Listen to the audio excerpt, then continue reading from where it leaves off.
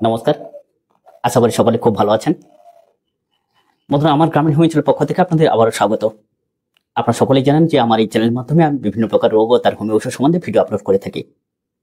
ঠিক সেইরূপ আজকের আমি এই ভিডিওর মাধ্যমে আলোচনা করব বাচ্চাদের অ্যাসিডিটি বা বদহজমের সমস্যা থেকে কিভাবে আপনারা মুক্তি পাবেন। আর এই বাচ্চাদের অ্যাসিডিটি বা বদহজম থেকে মুক্তি পেতে পেটের সমস্যাকে দূর করার জন্য কোন কোন হোমিওপ্যাথি টিপস বা হোমিওপ্যাথি ঔষধ ব্যবহার করবেন, কটা করে ব্যবহার করবেন, কি কারণে অর্থাৎ কেমন প্রকৃতির লক্ষণ দেখলে কোন ওষুধ ব্যবহার করবেন এবং কোন কোন ঘরোয়া টিপস আপনারা অবলম্বন করবেন। হ্যাঁ বন্ধুরা,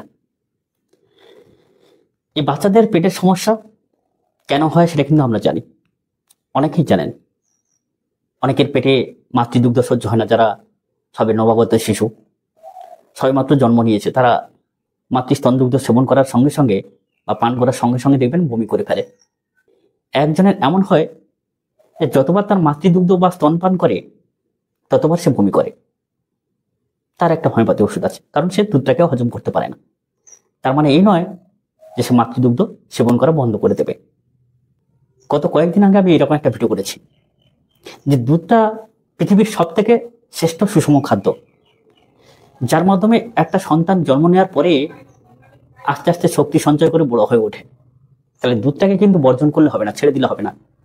আর এই মাতৃদুগ্ধ বাচ্চার পেটে সহ্য হচ্ছে না বলে আপনি ছেড়ে দিলেন, পৃথিবীর কোনো শক্তি সঞ্চিত নেই যে মাতৃদুগ্ধের বদলে বা পরিবর্তে আপনাকে শক্তি প্রদান করবে, আপনার বাচ্চাকে মানুষ হতে সাহায্য করবে। তা আমাদেরকে কি উপায় অবলম্বন করতে হবে? যে মাতৃদুগ্ধ যাতে করে তার শিশুটা বা সন্তানটা হজম করতে পারে সেটুকু খেয়াল রাখতে হবে। ব্যাস, এটা গেল নবাগত বাচ্চাদের ক্ষেত্রে। একটু যখন বাচ্চারা বড় হচ্ছে তখন বাইরের খাবার খায়, প্রচুর পরিমাণে লজেন্স খায়, এরকম বাইরের খাবারে আসক্ত হয়ে তারা কিন্তু তাদের হজম ক্ষমতা হারিয়ে ফেলে। কেন? পেটের নানান প্রকৃতির ব্যাকটেরিয়া ইনফেকশন জন্ম নেয়, ফলে প্রচুর পরিমাণে কৃমি হয়, কৃমিজনিত কারণেও বমি হয়, কৃমিজনিত কারণে পেটটা গাঢ় হয়ে ওঠে, পাটা সরু হয়ে যায়। আবার কৃমি হলে প্রচন্ড পরিমাণে রাক্ষসে ক্ষুধা হয়, আবার কৃমি হলে মোটেও খেতে চায় না, এরকম সমস্যা হয়। তারপর বর্তমান দিনে তো বাজারে দেখতে পাচ্ছেন চিপস, বাচ্চারা প্রচুর আসক্ত ফাস্টফুড খাওয়ার জন্য। এই অতিরিক্ত ফাস্টফুড বাচ্চাদেরকে কিন্তু দিন দিন শেষ করে ফেলছে। নানানভাবে কিন্তু পেটে ব্যাকটেরিয়া ইনফেকশন জন্ম নিচ্ছে, বাচ্চারা খেতে চাইছে না। এরকম সমস্যার সম্মুখীন হতে হচ্ছে বাচ্চাদেরকে। অতিরিক্ত পরিমাণে তৈলাক্ত পদার্থ ভক্ষণ, মিষ্টি খেতে ভালোবাসে, তাহলে এইরকম নানান প্রকৃতির অসংযত খাবার খেতে খেতে তার লিভারটা কিন্তু আস্তে আস্তে দুর্বল হয়ে পড়ছে। ফলে কি হচ্ছে? সেখানে কিন্তু ক্ষুধামান্দ্যতা দেখা যাচ্ছে, খেতে চাইছে না, বমি করছে, খুব সহজে পেট খারাপ হয়ে যায়। এরকম সমস্যার সম্মুখীন হতে হয়। তাহলে আমাদেরকে আগে কি করতে হবে? তার সমাধান বার করতে হবে। হোমিওপ্যাথি ওষুধ তো সেবন করতেই হবে, সঙ্গে ঘরোয়া কিছু টিপস বা উপায় আপনারাও কিন্তু অবলম্বন করবেন। হ্যাঁ বন্ধুরা, এই ঘরোয়া টিপস অবলম্বন করলে আপনার হোমিওপ্যাথি ওষুধ সেবন করতে তো কোনো সমস্যা নেই। আপনি যতটা ঘরোয়া টিপস বা উপায় অবলম্বন করবেন তাতে করে আপনার ওষুধ খরচও কম হবে। আর ওষুধ মানে বিষ, যতটা কম খাবেন তত ভালো, বিশেষ করে বাচ্চাদের ক্ষেত্রে। কারণ ওষুধ খেতে খেতে একটা অভ্যাস তৈরি হয়ে যাবে, তখন কিন্তু ওষুধ ছাড়া আর কাজ হবে না। এটা কিন্তু স্বাভাবিক, আমরা যতই যা বলি না কেন। তাহলে ঘরোয়া উপায়কে আপনাকে আগে অবলম্বন করতে হবে, বা ওষুধের সাথে সাথে, ওষুধ সেবনের সাথে সাথে করতে হবে। তাহলে ওষুধ সেবনটা কম হবে, তাড়াতাড়ি সুস্থ হবেন। এটা কিন্তু প্রথম কথা। চলো বন্ধুরা, এই বাচ্চাদের পেট খারাপ বা সমস্যা হলে কি কি হয়, কেন হয়, এটা কিন্তু আমরা বাস্তবিক কেউ কম বেশি সবাই জানি। এবারে এর সমাধান কথা ভাববো বা সমাধান সম্বন্ধে আলোচনা করব। প্রথমে আলোচনা করে নিই নবাগত শিশুদের ক্ষেত্রে। বাচ্চা প্রথমে জন্মগ্রহণ করলো, তাহলে ভূমিষ্ঠ হওয়ার পরে বাচ্চা তার স্তনদুগ্ধের উপরে নির্ভর হতে হয়, কারণ এর থেকে নির্ভেজাল খাবার আর বাচ্চাদের ক্ষেত্রে কিছু নেই, যার মধ্যে সমস্ত কিছু পরিপূর্ণ রয়েছে। তাহলে সেই মাতৃদুগ্ধ বাচ্চা নিতে পারছে না, নিলেই বমি করে ফেলছে। তাহলে সেখানে প্রথম ওষুধ আমি বলবো যেটা ক্যালকেরা ফস।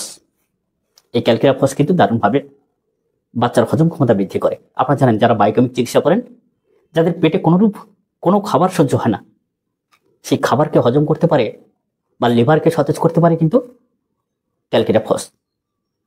আর বিশেষ করে যদি এরকম পেট খারাপের সঙ্গে বমি করতে থাকে, বারবার বমি, যতবার স্তনদুগ্ধ পান করে ততবার বমি করে, আমি বলবো ক্যালকেরা ফসের থেকে সর্বোচ্চ কোনো ওষুধ হতে পারে না। যত আপনি সাইলেশিয়া ব্যবহার করুন আর যত আপনি ইথুজা ব্যবহার করুন, আপনারা অনেকেই হয়তো ব্যবহার করেন না, ইথুজা ব্যবহার করেন, সাইলেশিয়া ব্যবহার করেন। আমার সমস্ত ওষুধ ব্যবহার করা হয়ে গেছে। আমার কথাকে যদি আপনাদের বিশ্বাস হয় তাহলে আপনারা ক্যালকেরিয়া ফসকে ব্যবহার করবেন। প্রথমে থিএক্সে ব্যবহার করবেন, 1টি করে ট্যাবলেট ভালো করে পাউডার করে নেবেন। ট্যাবলেটটা একটা কাগজে রেখে চাপ দেবেন, গুঁড়ো হয়ে যাবে। সেই গুঁড়ো ট্যাবলেটটা আপনার শিশুর মুখে, ছোট্ট শিশু হলেও তাদের ক্ষেত্রে আপনি মুখে দিয়ে দিন পাউডার করে, কোনো সমস্যা নেই। তাহলে দিনে 4বার করে দেবেন। আর যদি বমিটা এমন হয় যে যতটা দুধ সেবন করেছে, মাতৃস্তন দুধ যতটা সেবন করেছে তার থেকে অনেকটা বেশি পরিমাণে বমি করছে, চাপ চাপ বমি, একটু ছানা কাটা কাটা টাইপের, সেখানে ইথুজাব সেবন করতে দেবেন। ইথুজা 6 NC 5 ml জলের সঙ্গে আপনার 5 ফোঁটা দিয়ে সেই জলটাকে আবার 5 ফোঁটা করে দিতে থাকুন বাচ্চাদের সারাদিনে 3-4 বার করে। তবে একটা কথা বলতে ভুলে গেছিলাম, যেটা যে সমস্ত প্রকার পেটের পীড়া, পেটের সমস্যা চিকিৎসা করার আগে নাক্স ভূমিকা সেবন করতে দেবেন। নাক্স ভূমিকা দিয়েই শুরু করবেন। কিভাবে? আপনি নাক্স ভূমিকাকে একদম ইনফ্যান্ট বাচ্চাদের ক্ষেত্রে, সে 2 দিন হতে পারে, 4 দিন হতে পারে, 6 দিনের বাচ্চা হতে পারে, 1 মাস 2 মাসের বাচ্চা হতে পারে, 5 ml জলে 3x শক্তি, 3x নাক্স ভূমিকা 3x আপনি এরকম 5 থেকে 7 ফোঁটা মিশিয়ে ফেললেন। এবার যেই ডিস্টিল ওয়াটারে বা পরিশুদ্ধ জলে আপনি এই নাক্স ভূমিকা মিশিয়েছিলেন সেটাকে জোর জোর করে ঝাঁকি দিয়ে দিন। 30 থেকে 40 বার ঝাঁকি দিয়ে নেওয়ার পরে সেই জলটাকে আপনি 5 ফোঁটা করে সেবন করতে দিন। একসঙ্গে বেশি মাত্রা না দিয়ে আপনি ঘন ঘন 15 মিনিট অন্তর, আধ ঘন্টা অন্তর দিতে থাকুন, তাতে বেশি কাজ পাওয়া যায়। হ্যাঁ বন্ধুরা, এরকম সেবন করতে দেবেন। এবারে গেল একদম ইনফ্যান্ট বা বাচ্চাদের ক্ষেত্রে। এবারে আসি, যদি কোনো বাচ্চা একটু বড় শিশু অবস্থা, ধরুন 4 মাস, 6 মাস, 1 বছর, 1.5 বছর, এরকম 2 বছর, এই শিশুদের যদি পেটের সমস্যা বা পেট ব্যথা হয়, অনেক বাচ্চা আছে দেখবেন যে খাওয়ার পরে পেট কনকন করে, কান্নাকাটি করে, পেটে হাত দিয়ে চাপে। তাকে যদি জিজ্ঞাসা করেন সে বলতে পারে বা ইশারায় বলতে পারে যে তার পেটটা কনকন করছে। তাহলে আহারের পরে যদি পেট কনকন করে সেখানে কিন্তু নাক্স ভূমিকা অবশ্যই করে দিতে হয়। আহারের পরে যে কোনো উপসর্গে বা যে কোনো উপসর্গ যদি বাড়ে সেখানে কিন্তু নাক্স ভূমিকা দিতে হয়। তাহলে যেরকম বললাম, নাক্স ভূমিকা আপনার 3x পটেন্সি 5 ml জলের সঙ্গে মিশিয়ে সেটা 5 ফোঁটা 7 ফোঁটা বয়স অনুপাতে দিতে থাকুন, দেখবেন দারুণভাবে কাজ হবে। এবারে আসি ক্যালকেরিয়া কার্বের কথা। বাচ্চাদের পেটে দুধ সহ্য হচ্ছে না, বমি করে ফেলছে, সেখানে ক্যালকেরিয়া কার্ব ব্যবহার করবে কখন? যদি সেই বাচ্চা মোটা সোটা হয়, থালথুলে হয়, জড়বুদ্ধি সম্পন্ন হয়, বিশেষ করে নিম্নাঙ্গ স্বরূপ, বালিশে মাথা রাখলে ভিজে যায়, প্রচুর পরিমাণে ঘাম হয়, মাথায় ঘামটা বেশি দেখা যায়, এইরকম যে সমস্ত শিশুর তার যদি যে কোনো পেটের সমস্যা হয় সেখানে কিন্তু ক্যালকেরিয়া কার্ব অবশ্যই করে সেবন করতে দেবেন। কত পটেন্সি? 30 পটেন্সি বা 6 পটেন্সি। এরকম একইভাবে জলের সঙ্গে সেবন করতে দেওয়া সব থেকে কিন্তু উপযুক্ত। যতবার আপনি ওষুধ সেবন করাবেন আপনার বাচ্চাকে, সেবনের আগে ন্যূনতম 10 বার করে ঝাঁকি দেবেন। 40 বার ঝাঁকি দিতে পারলে কিন্তু খুব ভালো। যাই হোক, এরকম ভাবে আপনি 10 বার ঝাঁকি দিলেন, আবার ওষুধটা খাওয়ালেন 5 ফোঁটা কি 7 ফোঁটা, আবার যখন আধ ঘন্টা পরে কি 15 মিনিট পরে ওষুধটা খাওয়াবেন তখন আবার 10 বার ঝাঁকি দিয়ে নেবেন।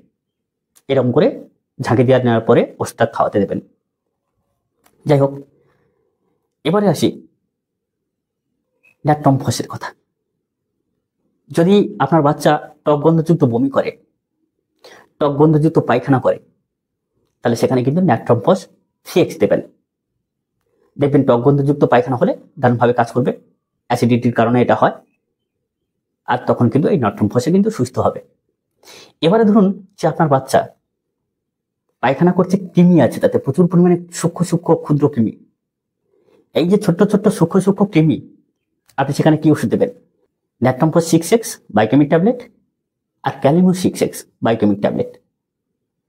তাহলে দুটো ট্যাবলেটকে, এটা একটা সেটা একটা, দুটো ট্যাবলেটকে একত্রে আপনি গুঁড়ো করে নেবেন। গুঁড়ো করার পরে বাচ্চার বয়স অনুপাতে 4 মাস হলে তাকে একটা ট্যাবলেট পরিমাণ দেবেন, আর যদি 6 মাস 1 বছর হয় তাকে দুটো ট্যাবলেট পরিমাণ দেবেন, একটা মাত্রায় ডোজে দিয়ে একটু গরম জল খাইয়ে দেবেন। তাহলে সকালে এরকম দিলেন, দুপুরে এরকম দিলেন, বিকালে এরকম দিলেন, আবার রাত্রে এরকম দিলেন, দিনে 4 বার করে দেবেন। একদিনে কিন্তু পাতলা পায়খানাও ভালো হবে, সঙ্গে তার যে কৃমির লক্ষণটা, অতিরিক্ত পরিমাণে যে কৃমি আসছিল সেটাও বন্ধ হবে একদম। এটা আমি গ্যারান্টি দিলাম, এটা বহু পরীক্ষিত। আপনারা ব্যবহার করে দেখবেন। আসুন বন্ধুরা, এবারে যদি দেখেন যে আপনার শেষ সন্ধ্যা আপনার পেট ব্যথা করছে, আহারের আগে হোক আর পরে হোক, সেই মুহূর্তে কি ওষুধ দেবেন? মাঝে মাঝে এমন পেটের যন্ত্রণা হয় রাত্রে ঘুমোতে দেয় না আপনাকে, কান্নাকাটি করে, কিন্তু পেটে প্রচুর পরিমাণে ব্যথা আছে। যদি আপনি বায়োকেমিক চিকিৎসা করেন, তাহলে সেখানে আপনি ক্যালকেরাফসের সঙ্গে ম্যাকফসকে দেবেন। ক্যালকেরাফস 6x একটা ট্যাবলেট, আর ম্যাকফস 6x একটা ট্যাবলেট, দুটোকে একত্রে গুঁড়ো করে বাচ্চাকে দিয়ে একটু গরম জল খাইয়ে দেবেন। এবার এসে বাচ্চারা অনেক সময় দেখবেন যে কোথায় সিলেট খড়ি নিয়ে লিখতে লিখতে খড়িটা খেয়ে ফেলছে। এরকম খড়ি খাওয়ার যে সব বাচ্চাদের অভ্যাস আছে, দু একদিন অন্তর পায়খানা হয়, বাইরের খাবার খেতে খেতে সে বড় হয়েছে, যে কোনো একটা উদাহরণ থাকলে, সে যদি মাতৃস্তন দুধ ছাড়া বাইরের খাবার খায়, বাইরের দুধ খায়, খেয়ে যদি তার পেটের সমস্যা আসে, সেখানেও সে অ্যালুমিনিয়াম ব্যবহার করবে। যদি খড়ি খাওয়ার তার অভ্যাস থাকে, যার খড়ি পায় সে খেয়ে নেয়, তাহলে আর কোনো কথা নেই, সেখানে কিন্তু অ্যালুমিনিয়াম দারুণভাবে কাজ করে। অ্যালুমিনিয়াম 6 পটেনজি, যেরকম খেতে বললাম আগে, জলে দিয়ে ডিস্টিল ওয়াটারের সঙ্গে মিশিয়ে সেরকম কিন্তু সেবন করতে দেবেন, দিনে 2 বা 3 বার করে। দেখবেন পায়খানাটা রেগুলার হবে এবং পেটের সমস্যা থেকেও সে মুক্তি পাবে। বন্ধুরা, এবারে আসি পালসিটিলা। বন্ধুরা, অনেক বাচ্চা দেখবেন শুধু মিষ্টি খেতে চায়, মিষ্টি ছাড়া সে এক গালও ভাত নিতে পছন্দ করে না। এই মিষ্টি, তৈলাক্ত খাবার, মাংসাহার, এই অতিরিক্ত মিষ্টি, মাংসাহার, এইসব খাওয়ার কারণে বা আহারের কারণে যদি তার পেটের সমস্যা হয়ে থাকে, তাহলে সেখানে কিন্তু পালসিটিলা 6 বা 34 ইঞ্চি। আবার বয়স অনুপাতে যদি 1-1.5 বছরের শিশু হয়, তাদেরকে 6 ইঞ্চি দেওয়াই সব থেকে কিন্তু উপযুক্ত হবে। আর একটু বয়স হলে তাদেরকে 34 ইঞ্চি এরকম ডিস্টিল ওয়াটারের সঙ্গে মিশিয়ে দেবেন। না হলে কি হয় বলুন তো, সরাসরি হয়তো আপনি মুখে ফেলতে গেলেন, হয়তো 1 ফোঁটার জায়গায় 2 ফোঁটা পড়ে গেল, ওষুধের মাত্রাটা বা ফোঁটাটা বেশি হয়ে যাবে। আচ্ছা, আবার যদি আপনি ডিস্টিল ওয়াটারে ছাড়াও হয়তো চামচের জল নিলেন, সেই চামচের জলে আপনি ফেলতে গেলেন, তাহলে সেখানে 1 ফোঁটা ফেলতে গিয়ে 2 ফোঁটা পড়ে যাবে, ওষুধটাও নষ্ট হবে। তার থেকে বাবা 5 ml ড্রপিং নিয়ে আসলাম, ড্রপিং এর মধ্যে ডিস্টিল ওয়াটার ভরলাম, সেই ডিস্টিল ওয়াটারে যদি ওষুধটা মিশিয়ে রাখি, এখন 7 ফোঁটা দিলাম, আবার 15 মিনিট পরে দেবো কি আধ ঘন্টা পরে দেবো, ওষুধটাও নষ্ট হলো না, খরচও কম হলো, আর কোনো ভয়ের কারণ থাকলো না। এইভাবে কিন্তু ওষুধগুলো সেবন করতে দেবেন। তাহলে বন্ধুরা, এই যে বাচ্চাদের পেটের সমস্যার ক্ষেত্রে কিন্তু যে যে উপায়গুলো বা হোমিওপ্যাথি যে ওষুধগুলো আপনাদের সেবন করতে বললাম লক্ষণ বিশেষ, সেগুলো কিন্তু সেবন করতে দেবেন। আর এরকম আপনারা আপাতত 7 দিন 10 দিন এরকম ওষুধ সেবন করতে দেবেন। বন্ধুরা, আপনারা সব থেকে যে বড় কার্যকরী উপায়, আপনারা 1 কাপ জলে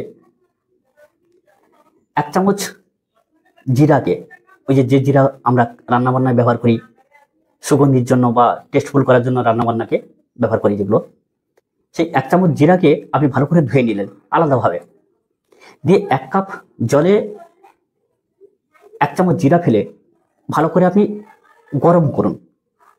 এবার জলটা যখন হলুদ হয়ে যাবে, ভালো করে ছাঁকুনি দিয়ে ছেঁকে নিলেন। এবারে সেই গরম যে জিরা জল, সেই জিরা জলটাকে কিন্তু ঠান্ডা করে নেবেন, গরম অবস্থায় দেবেন না, হালকা উষ্ণ গরম হলে চলবে, তাতে করে আরো বেটার কাজ হবে। এবারে সেই জিরা ফোটানোর যে জলটা, পরিশুদ্ধ জল যেটা ছেঁকে নিলেন, 4 মাসের নিম্ন বয়সী যে বাচ্চাগণ, তাদেরকে কিন্তু 1/2 চামচ করে দেবেন, 4 চামচের 1/2 চামচ। 4 মাসের উপরে যারা 6 মাস পর্যন্ত, 5 থেকে 6 মাস, তাদেরকে 1 চামচ দেবেন। 6 মাসের উপরে যারা, তাদেরকে 2 চামচ দেবেন। এইরকম কিন্তু বয়স অনুপাতে তাদেরকে দেবেন। বড়রাও খেতে পারেন, দেখবেন পেটে ব্যথা, পেটে গ্যাস, হজম ক্ষমতা বৃদ্ধি হবে, এইরকম নানান প্রকার সমস্যা থেকে কিন্তু মুক্তি পাবেন। হ্যাঁ বন্ধুরা, এটা গেল হজম ক্ষমতা বৃদ্ধির এবং পেটে গ্যাস থেকে মুক্তি পাওয়ার ঘোরা উপায়। এবারে আমাদেরকে একটা বেছে নিতে হবে, পেটের ইনফেকশন কিভাবে কমাবেন। এই যে পেটে যে ব্যাকটেরিয়া ইনফেকশন, বাচ্চারা বাইরের খাবার খায়, এ কারণে তো বিভিন্নভাবে পেটে ব্যাকটেরিয়া ইনফেকশন হয়ে যায়, যার কারণে হজম ক্ষমতা হারিয়ে যায়, পেটে প্রচুর পরিমাণে কৃমি হতে থাকে। তাহলে তার একটা উপায় অবলম্বন করতে হবে। তার জন্য কি? তার জন্য আপনাকে বেছে নিতে হবে তুলসী পাতা। প্রত্যেক বাচ্চাকে সকালবেলা খালি পেটে 2 থেকে 3টি করে তুলসী পাতা চিবিয়ে খেতে বলুন, দেখবেন তার যে ব্যাকটেরিয়া ইনফেকশন সেটা কিন্তু নষ্ট হয়ে যাবে। এবারে আসি দই। ওদের অনেক সময় বাচ্চাদের নানান প্রকৃতির খাবার খাওয়ার জন্য পেটটা গরম হয়ে যায়, তাহলে দই হচ্ছে একটা প্রোবায়োটিক। তাহলে বুঝতে পারছেন, সেই দইটাকে আপনি বিকেলবেলা যখন বাচ্চা ঘুম থেকে উঠবে, টক দই দেবেন, মিষ্টি দই না, টক দই দেওয়ার চেষ্টা করবেন। যদি বাচ্চারা না খেতে চায় তখন একটু লবণ বা হালকা চিনি দিয়ে খাইয়ে দেবেন। এই দই হচ্ছে প্রোবায়োটিকের কাজ করে, পেটের ইনফেকশন কমবে, হজম ক্ষমতা বৃদ্ধি হবে, শরীর পেট গরম থাকলে ঠান্ডা করবে, হজম ক্ষমতা বৃদ্ধি করবে, মুখে রুচি আনবে, দারুণভাবে কাজ করবে।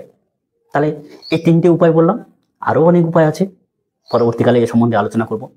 আর যারা মেম্বারশিপ নিয়েছেন তারা অবশ্যই করে আমার এই নম্বরে হোয়াটসঅ্যাপ গ্রুপ আছে, আপনারা হোয়াটসঅ্যাপ করবেন, আমি নিজে আপনাদেরকে গ্রুপে অ্যাটেন্ড করে নেব। বন্ধুরা, অবশ্যই করে কিন্তু যারা মেম্বারশিপ নিয়েছেন তারা তাদের যদি কোনো প্রশ্ন থাকে কমেন্টেও জানাতে পারেন, অবশ্যই করে উত্তর দেওয়া হবে। কারণ যারা মেম্বারশিপ নিয়েছেন তাদের প্রতি আমাদের দায়বদ্ধতা আছে, আর অবশ্যই করে আপনাদের প্রশ্নগুলো কিন্তু আপনারা করবেন। তাহলে চলি বন্ধুরা, দেখা হয় পরবর্তী একটা ভিডিও পর্বে, যেটা আপনাদের উপকার লাগবে। নমস্কার।